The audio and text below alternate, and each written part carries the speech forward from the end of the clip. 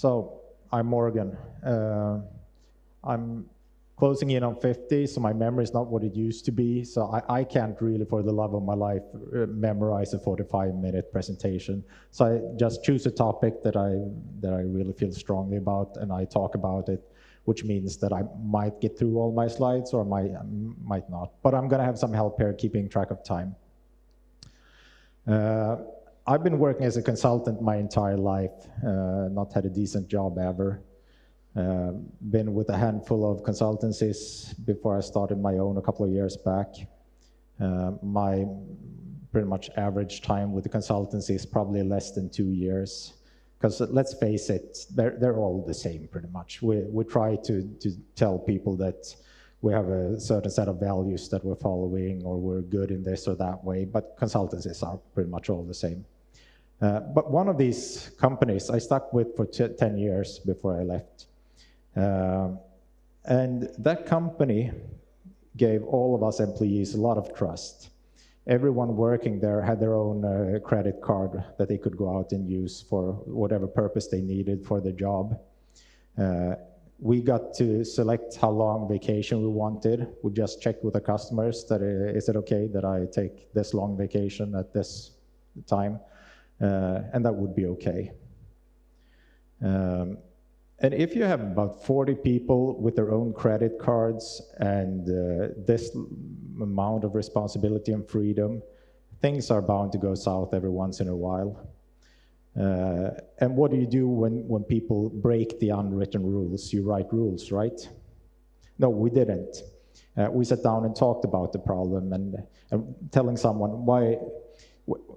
If someone went out to buy a set of suitcases and wrote that it was a computer bag, laptop bag on the receipt, that's obviously not okay. But rather creating a rule saying that you can't go out and buy a set of suitcases, we talked about why it's not okay for 40 people in a company to do that, and agree on that we won't do that anymore. When we came to the crisis, the dot-com crisis, early 2000s, a lot of consultancies were letting people go. This company, the managers, they halved their salaries for about a year. The CEO didn't take any salary at all for that during that year. And we didn't let anyone go during this crisis. This was a place where I felt safe. I felt that I belonged here. We talked about problems, we solved the problems together. Then I left after the company got bought by a larger company and all these values went south. And I started with a new consultancy that I thought embodied pretty much the same values that we had. Turned out they didn't. We came to a point where some of the employees realized that the employee contracts the company had written had a clause in them that when interpreted in legal terms, would make the company owe the employees a couple of million euros. They had made a mistake in how they paid out vacation salaries. And this got to a clash between employees and company. And at some point, my manager said that either you're with us or you're against us. If you're against us, it's going to be really hard for you to work here. I was not actually against the company in this, because the intent when they wrote this contract was one thing. The interpretation that people realized they could make later on was another thing. And I figured that this interpretation went against the intent. We all knew the intent when we signed the contract. So I was with the company that this was an honest mistake from their side. But the way they handled it, they started threatening employees that if you're not with us, you're against us. That's not a company I want to work with. So I left pretty soon there. I only stayed with them for about a year. So moving into psychological safety, what is that? The term as we talk about it today, I'd say that started coming up in the early 60s when Edgar Schein, MIT professor, he started doing research and writing a paper on how interpersonal risk, the level of interpersonal risk that we feel or sense how that affects our ability to change in an organization. And this was an early finding. Nothing really happened for decades. And then early 90s, Boston University professor William Kahn started bringing this topic up again and talking about how we feel at work actually affects how we deliver at work also. Wow, how we feel affects how we deliver. So early 90s, Kahn wrote about this, and it started getting more attention now. Then come to the late 90s, early 2000s, Harvard professor Amy Edmondson started doing research on how medical errors occur in hospitals. She followed or researched a number of medical teams. And her idea was that the high-performing teams would make fewer errors, medical errors. But the data she gathered, showed that that was not the case. Turned out that the high-performing teams were actually making more errors than the other ones. And this was kind of weird, though. The high-performing teams should be making less errors. Then she realized that what happened was that the high-performing teams, they were talking about the errors they made. The other ones didn't dare to lift them to the surface. They were afraid. So the high-performing teams were probably not doing more errors. They were just letting the world know about them. And they were learning from the errors they were making.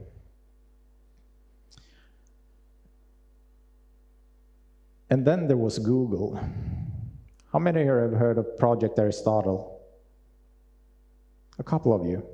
Okay, good. So I'm not breaking in open doors then. So 2012, Google set out to find out what separated their high-performing teams from the lower-performing teams.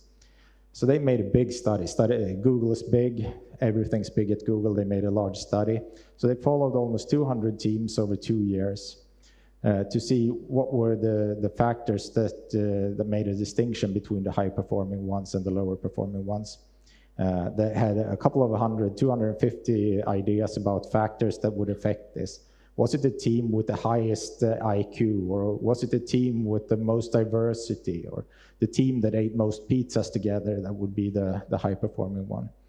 And none of these 250 factors made any real difference in pointing out which teams would succeed and which teams would not succeed. Until they looked into Amy Edmondson's work and started talking about it in terms of psychological safety.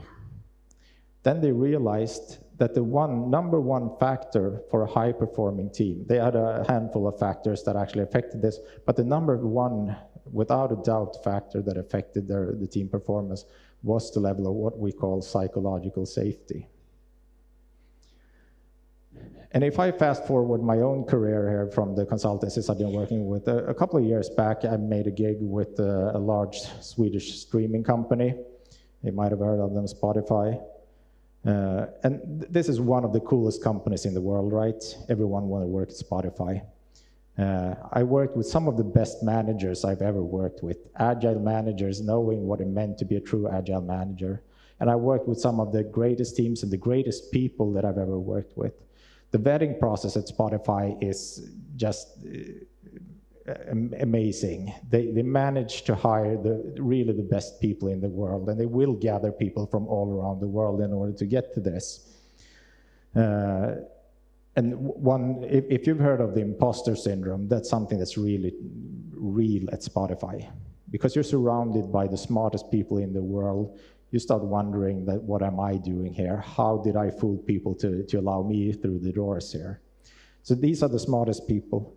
But I still realized that some of these teams were really high performing, they were doing great, they were having great conversations, they were collaborating, they were solving problems in new and innovative ways, and yet some of the teams were not. They were just mediocre teams. They hardly knew what Agile was, they wouldn't deliver on their promises, and things weren't working out for them. And I started reading about Aristotle's study, and this thing started working for me as well. I realized that perhaps this psychological safety thing is something that we should look into as well. So we took an offsite where we asked the members of our tribe, what do you think is most important for us to work with? And we gave them a list of 20 such things that they could choose from. And this is what we should focus on as a tribe right now. And everyone except one person, I think, picked psychological safety as the #1 thing they want us to work with. So we started doing that work.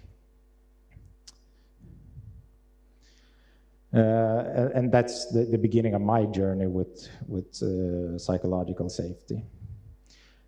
So what is this psychological safety? Is this the same as being comfortable? I'd say no, it's not. That's a trick question. Psychological safety is something we need in order to be able to go into uncomfortable places.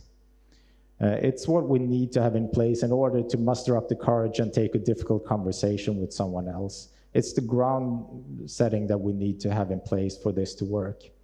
So we can be really uncomfortable and feel psychologically safe at the same time. That's an important notion.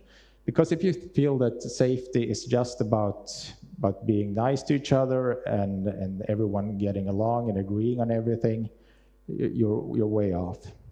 The psychologically safest teams are probably the ones where you have the loudest conversations, the most controversies, but they're healthy conflicts that they're having. They're there with the common aim of solving a problem, and they're respecting each other's opinions. So one way of looking at this is this four-fielder. I love anything with four fields in them. This one is one of Amy Edmondson's as well. And she put two dimensions in here: performance accountability and psychological safety. And the reason she did this was that a lot of people think that performance accountability and psychological safety are trade-offs to each other. That if we let people be psychologically safe, if they feel safe in the workplace, they won't perform at all. And yes, that can be true, but these are not trade-offs. Psychological safety adds a dimension to our accountability, our willingness to perform and deliver great value, and allows us to move in one more dimension in this space. So if we're down here, we're low on performance accountability and we're low on psychological safety. That's a real horrible place to be in. That's when I go to work, I don't feel safe there. I don't feel that I belong in this place. I don't dare to speak my mind. I don't dare to be myself. On the other hand, I don't really care either, because this is just work for me. I'm there to collect my salary. Is it Friday yet? Can we go home now? I don't want to be here.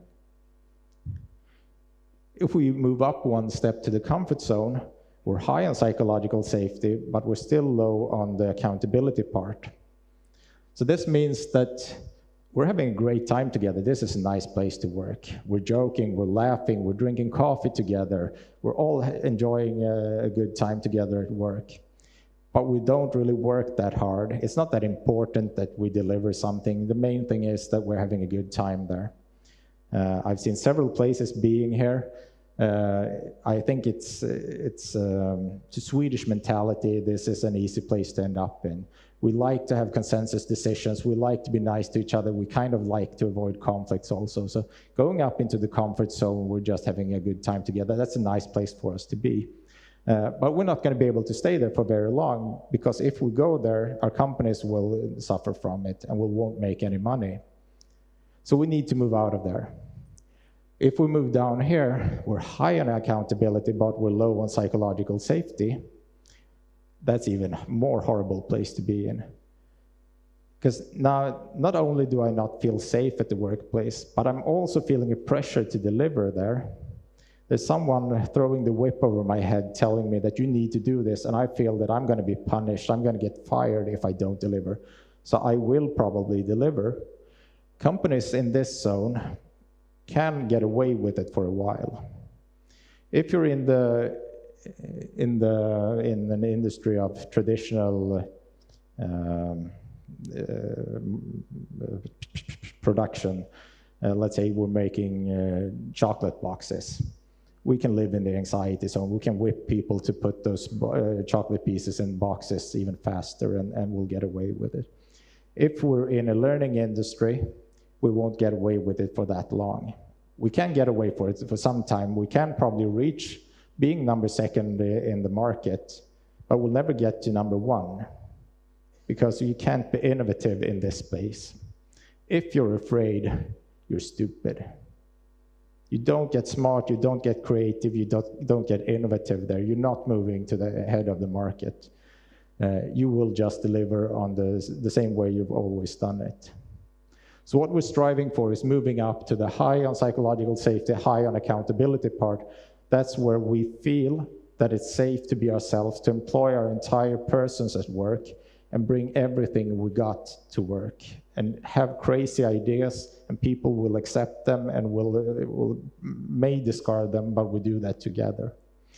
But we also feel that it's really important that we will deliver a great product to our end users. So that's where we're aiming for, striving for.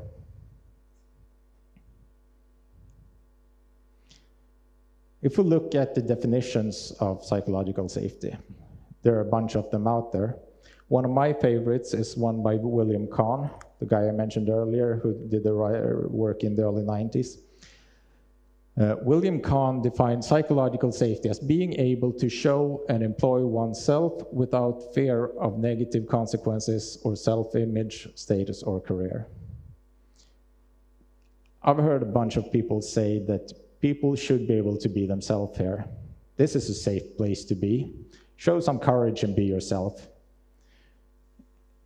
The thing is that if you don't feel safe, if you feel that you might be ridiculed for doing something wrong or speaking up or being different from others, you probably won't do that. If I feel that there might be negative consequences for me acting in a way where I stand out from the rest of the team or the rest of the organization, I will most likely follow the path of least resistance. So we have Scrum, for example, where one of the values in Scrum is courage. That's great. I think we all need courage in order to do a good job. But if we're betting on courage to deliver, we're probably going to lose. If people are afraid of these things happening, they won't do it. I think most of us are lucky enough to be in a business. We have an education, we have a background where we can easily get a new job if we lose the current one. But still, it's a pain if we get fired. That would be a personal loss to us if we got fired or we got punished for something we did at work, right? A lot of people aren't as lucky as us also. They're depending on the work they're having. It's not that easy to go out and just find a new one if you lose your current one. They will sit silent in this kind of environment. They won't say anything. My work as a consultant is that I'm switching gigs all the time. It's part of what I do is staying with the client for a year perhaps, and then I try to find a new client. That's how I learn new stuff. That's how they get new input. So for me, it's not that difficult to stand up and be courageous, but a lot of people around me, they've been working the same company for perhaps 20 years. For them, it's a big thing to stand out and risk their job. They don't want to do that. Another of the definitions is this one by Amy. And she says that you are psychologically safe if you're not afraid to do these things. And number one is be yourself. We all have different backgrounds, we have different cultures, we have different preferences. If I can use all of these parts of myself at work and apply them in my daily job, I will do a better job than if I feel that I need to hide some aspects of myself. I have a bunch of ink on my arms. My parents tells me that only people sitting in jail or sailors or prostitutes have tattoos. I don't think they're building a very safe environment by saying that. But if I felt that this was a problem at work, if I was working in a situation where people asked me to roll my collars down, I wouldn't be bringing my entire self to work also. This is part of who I am. If I had a different sexual orientation, if I came from another country, if I'm the youngest one in the team, I would probably hide some aspects of myself at work if I didn't feel it was safe to show this. And I would be less of a person and people wouldn't get what they were paying me to do. Second part here is making mistakes. I think it should say that not afraid to admit mistakes, actually, because people make mistakes, period. We do that, it happens. We're human, that's what it's all about. And that's how we learn also, so we need to make mistakes. The thing is, if we don't dare to admit mistakes, actually, if a person's not making any mistakes, there's one of two things happening. Either they're lying, or they're just covering up their mistakes, or they don't know about them. Because they happen. We want to create an environment where we can lift our mistakes and learn from them, where we can show them to the rest of the world and say, hey, look, I did something that didn't work out very well here.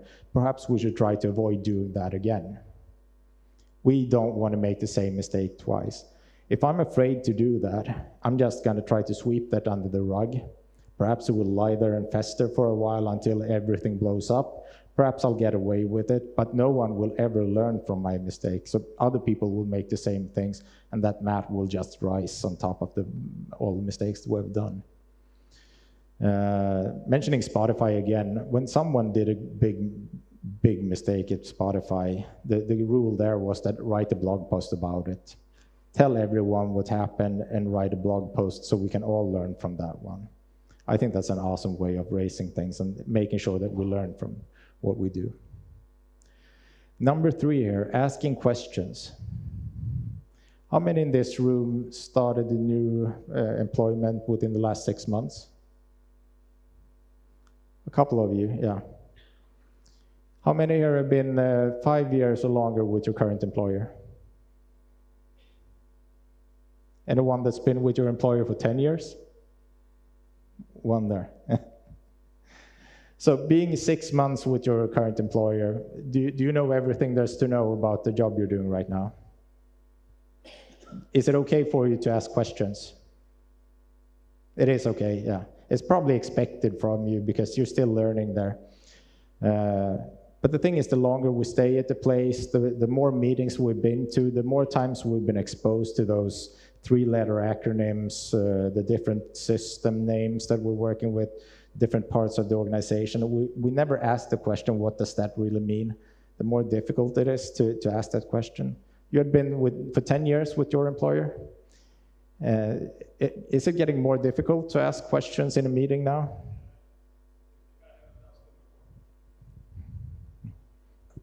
Yeah, if I not have asked the questions before, it's absolutely difficult. Do you think it's fair to expect that you should know everything by now? No. Really? Is your company that static, that things are not evolving over the years? Yeah, absolutely. Your company is static, it's not evolving. It's evolving, absolutely. It's evolving, yeah. It's evolving, absolutely. So things are happening in your company, you're probably growing new divisions, new systems, so you can't know everything, even though you've been there for 10 years. No. So that's the problem. Whether we've been for a week or 10 years at the company, we're still going to have questions. We're going to have valid questions to ask. And it's really important that we dare to ask them, even if we've been there for 10 years. So if I have been there for 10 years and I'm not asking the question, I'm still going to guess something. I'm going to make an assumption. And from time to time, I'm going to be right on that guess. I'm going to be right on my assumption. Most of the times, I'm probably going to be wrong, dead wrong. I just made something up in my head. And that's going to be costly for the company if I do that, if I don't dare to ask the question. So we need to be able to ask questions and make sure that we know if people around us has the knowledge, why not ask them?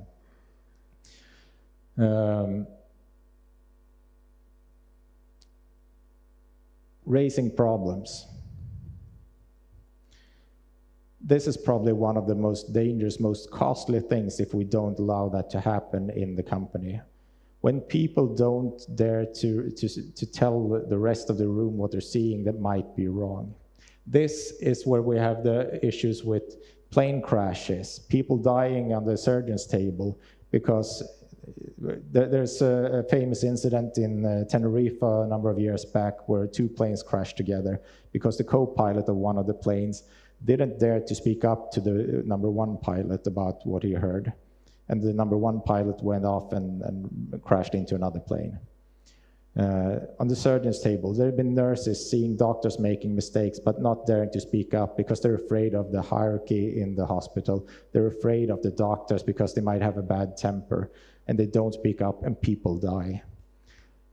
If we dare to raise these problems, if we dare to let people know that we're seeing something that might not be right, that might be a bit off, this company can save a lot of money. The company I'm working with right now actually had an issue like this about 1.5 years back. They were doing this big project. Everyone was invested in it. It was kind of a make it or break it project. And then they have this trainee coming in and standing in front of a board looking at this and saying, hey, people, do you notice that we didn't think about it? Or did someone think about this thing? Or didn't they? Because if they didn't think about this thing, something really bad is going to happen. This entire project is going to break down and crash because this is just such a big gap in the plan. And everyone was like, we missed that one. So this trainee dared to speak up, and it saved the project and probably the company by doing that also. If he had not felt safety enough to do that in that setting, with all these people that had been in the company for 10 or 20 years, and asking them we had a session here about the emperor's new clothes.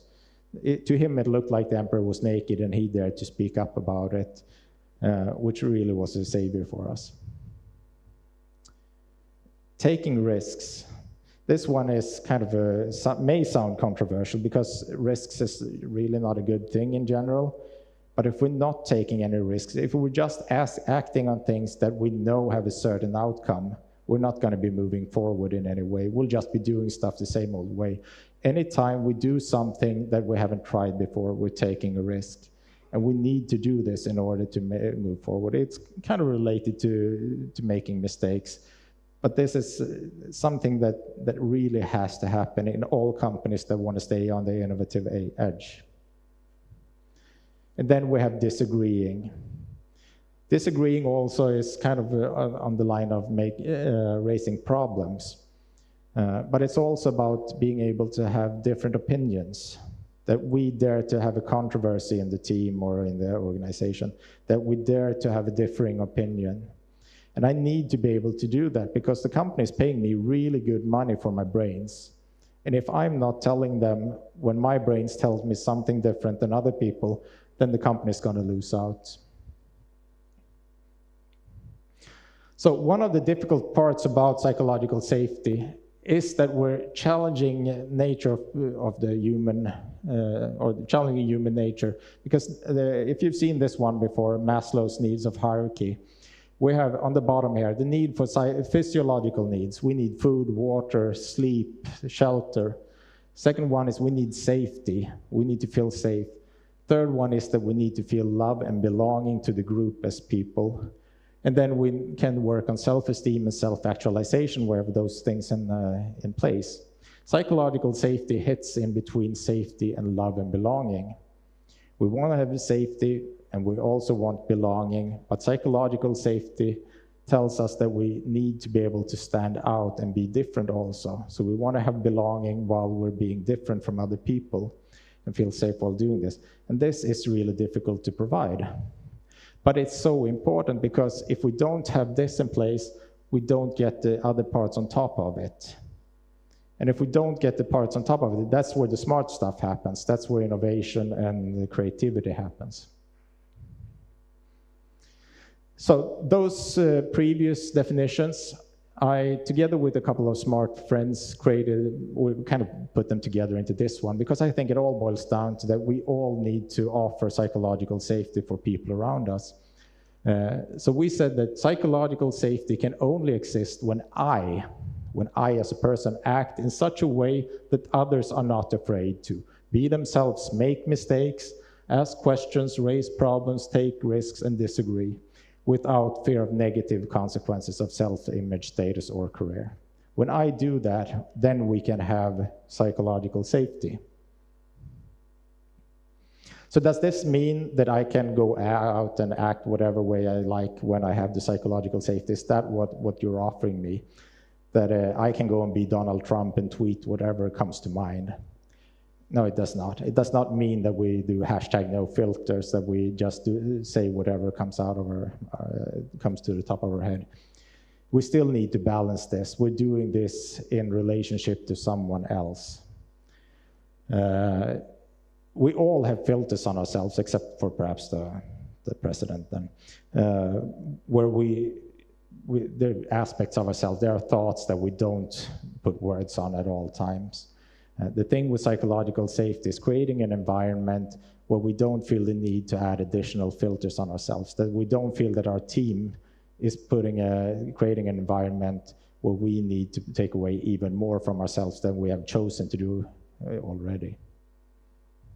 One way of looking at this is in systems thinking, there's something called archetypes, which are kind of patterns that are recurring in different settings. One of these, the most famous patterns here is something called tragedy of the commons. And this is what happens when we have a shared resource. Several people are using the same resource. Let's say we're all fishing in the same pond. And I can gain money, I can gain personal wealth by fishing more from this pond. You can do that as well. And no one is really taking collective responsibility for the fish in this pond. And as long as we all just pick up a few fishes at any time, this is okay. The fish is going to restock, it's going to replenish, and it's going to be fine for us to keep fishing in the pond together. When one of us decide that we want to make a personal gain on this, without thinking of the rest of the people here, the rest of the society, then we go into the tragedy of the commons. This is when we're exploiting the pond too much. And I think psychological safety is this pond. That when we create this setting where we have the psychological safety, we give each other the possibility to go out here and be ourselves. We also need to do that in relationship to the other people around here, knowing that there are other people fishing in the same pond, and I can't deplete this on fish. It means that I cannot consume in any way I want to. I need to consume mindfully from this. But I also need to provide others with the opportunity to consume from this same pond. So what happens if it's not there? When the company says, well, we're not Google, we don't need to be #1 on the market, we don't need to have the highest performing teams, can we skip psychological safety? I'd say no, you can't. Because what happens when people don't dare to be themselves? What happens when people make mistakes? I touched on this before. People will make mistakes. They will just not tell you about them. People who don't ask questions, they will make guesses, and the guesses will be wrong, and it will come with a high cost for your company. You will lose money if you don't provide this setting for them. If people don't raise problems, as I told you, this is where the plane crashes. This is where the people die on the surgeon's table. If we don't dare to take risks, we're just going to keep doing the same things over and over again. And that's what's killing industries. We heard Jürgen speaking this morning about the music industry. If we keep doing things over and over again, we'll still be listening to vinyl records. Actually, they're coming back now, I guess, but that's not my point. People who dare to do things differently are the ones creating companies like Spotify that are challenging the industry. A couple of years back, I would probably have taken a taxi here. Today I took an Uber. Uber is turning the market over. There are a bunch of issues with Uber. I'm not saying that you should go with them, but they're changing the market. They're going a different way than the others have. And we need to be able to disagree. The conflicts will be there, but if we don't air them and have a healthy discussion about the conflicts, they're just going to simmer under the surface, and people will leave the company because they don't feel heard, or they don't feel that people are listening to them.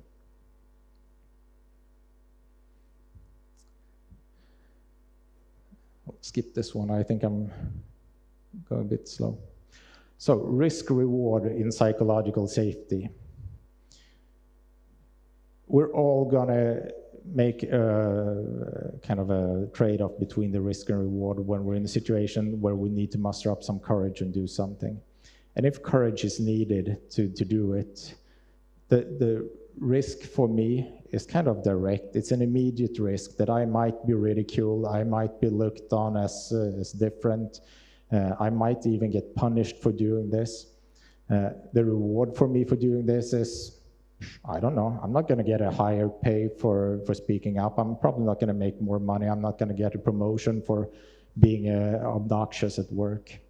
So I'm going to sit silent. If you want people to speak up, you're going to need to balance this risk-reward scale for them to make it worthwhile for people to actually take the risk, speak up, and be themselves, which means removing the risk from the equation.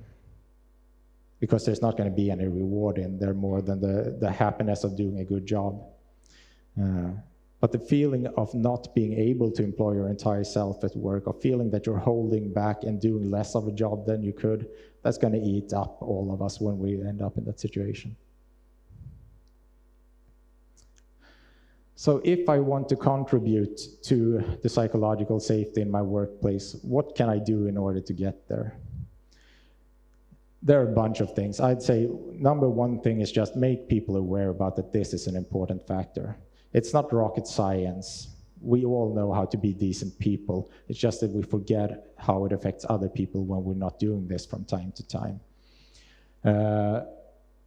So things that I can do is to model curiosity. That I walk around in the office, especially if I'm a manager, and being a curious person, asking people, not interrogating them, but asking them in a curious way about what they're doing right now. What are you working on? How do you feel that you're contributing to the company with your work right now? Is there anything I can do to help you? If I model this curiosity, I will make it easier for other people to do that as well, and it will be a more fruitful environment for people to work in. I can show my own fallibility. If I admit the mistakes that I make, it will be easier for other people to do that. The person over here, the guy been working 10 years in the company, people are probably expecting you to be the ace of a bunch of stuff. If you dare to stand up and say, I made a mistake on this one, and let people know that, it's opening up for other people to do the same thing. It will be easier for the person who's been there for 6 months to stand up and also tell people, oh, I made a mistake.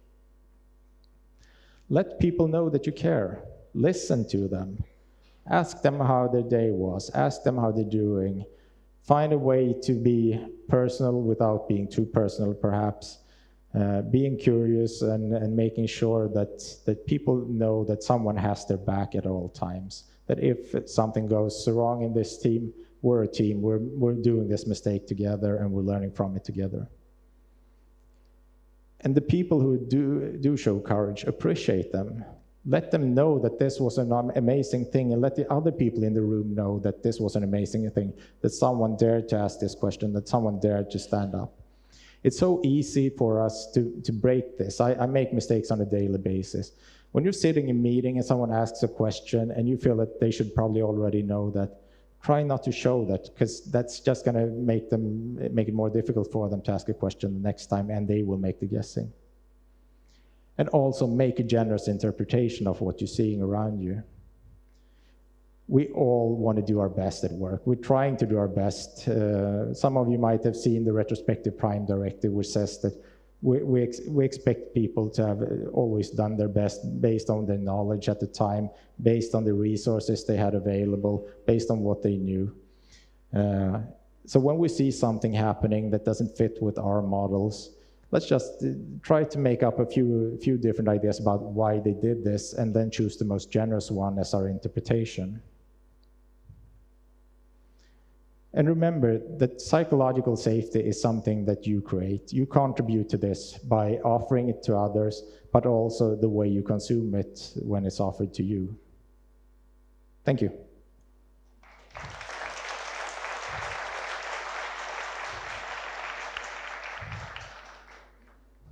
We have some issues with the projector there, so I will try to read out the questions.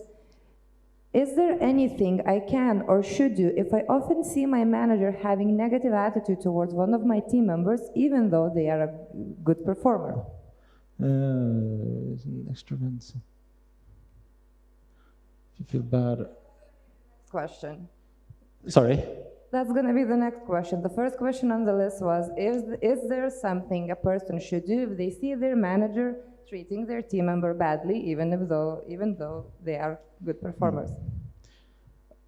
I think we all need to try to speak up, because this is something we create together.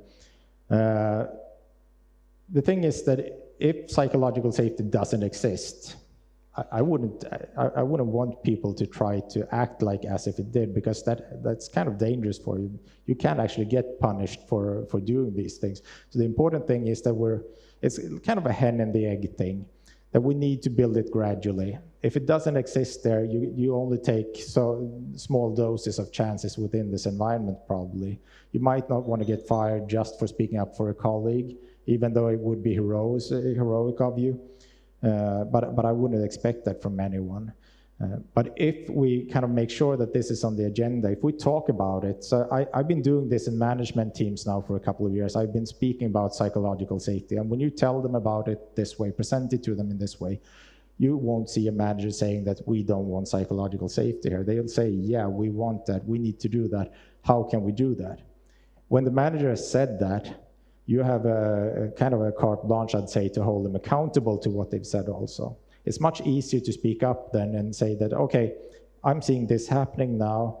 In what ways do you think this is creating a psychological safety for the other employee here that you're speaking to in this manner? So I think if we bring it up on the agenda, we can hold each other accountable for it.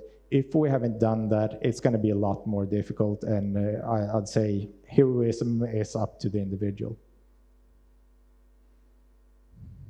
All right, the next question we have is how to get out of the friend zone in Agile team. I'm taking that as moving into the learning zone from the comfort zone, perhaps, and not a more explicit version of friend zone here.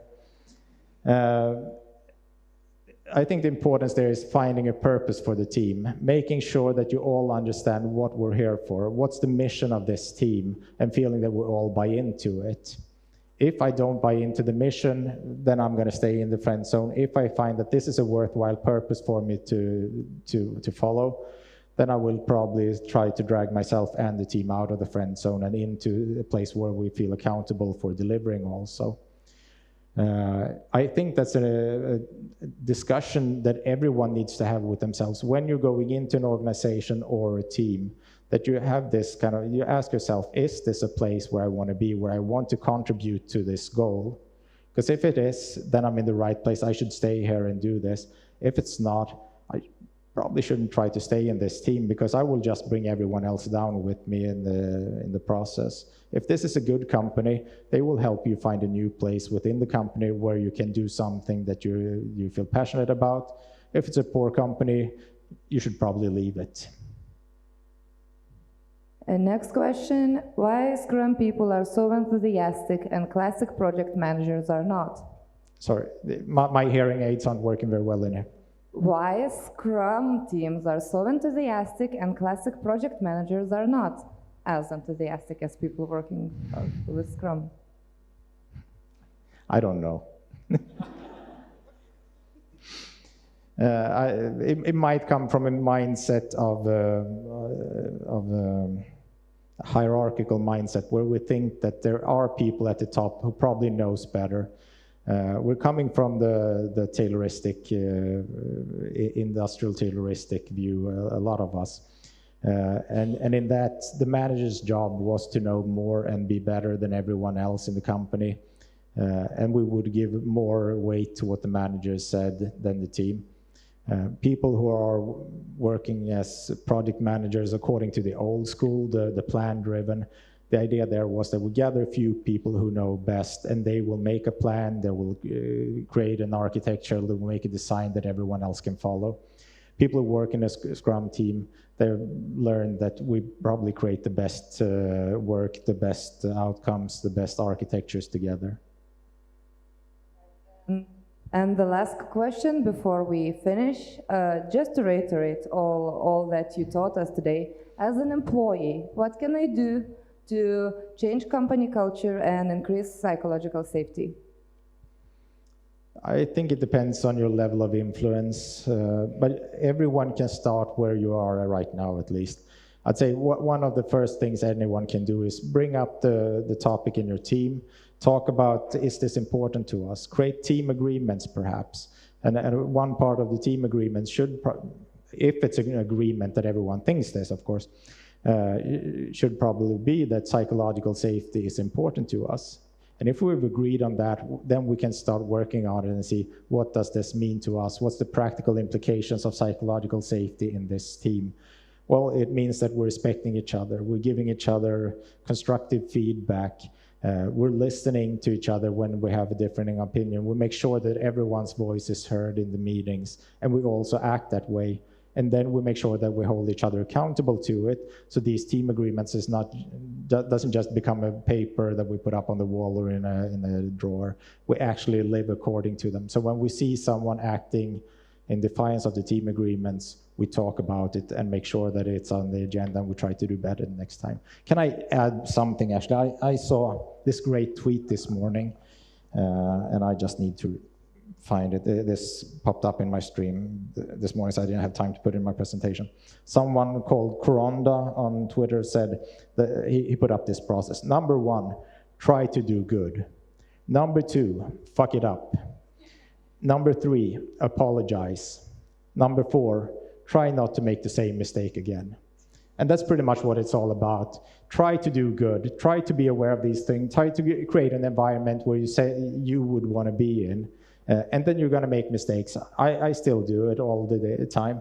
But I try to catch myself doing it, and I try to apologize, and I try to do better and not do it again. Thank you. Right. Great. Thank you very much.